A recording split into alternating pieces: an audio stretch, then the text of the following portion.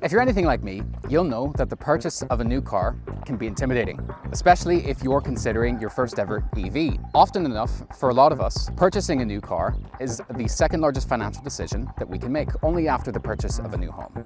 Now, with a seemingly overwhelming number of things to consider, especially if you are moving over to an EV, there are 5 things that Cartell recommend to look out for.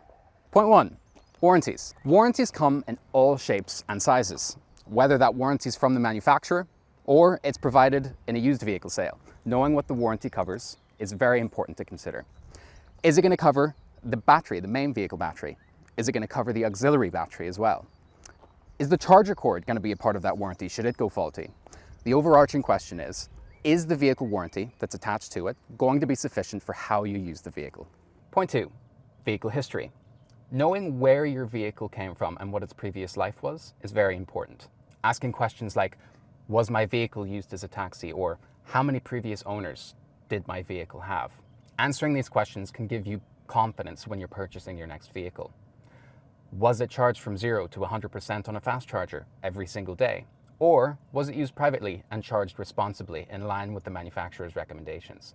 A Cartell history check can give you insights to questions like these. Point 3 is write-off status.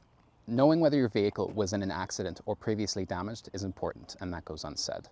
We want to give you the insights to make informed decisions, first and foremost about the vehicle's safety, but secondly, the resale value of the vehicle should you decide to sell it in the future or trade it in.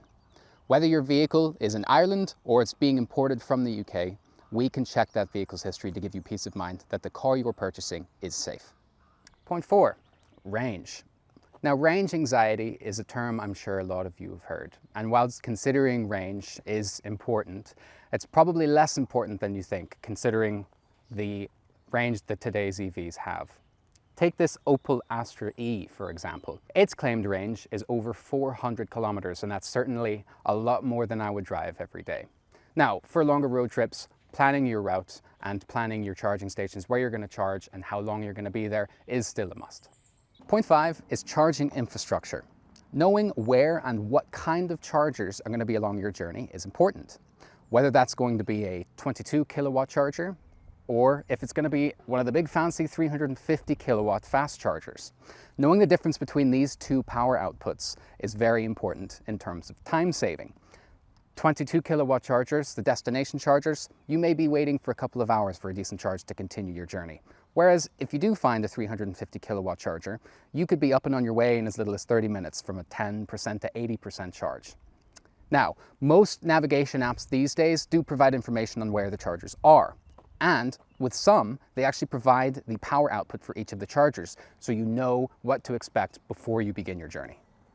With so many different vehicles to choose from, especially now that there's more used EVs entering the used vehicle market, it's important to find out as much as you can about that vehicle before you purchase it. And the easiest way to do that is with the Cartell history check.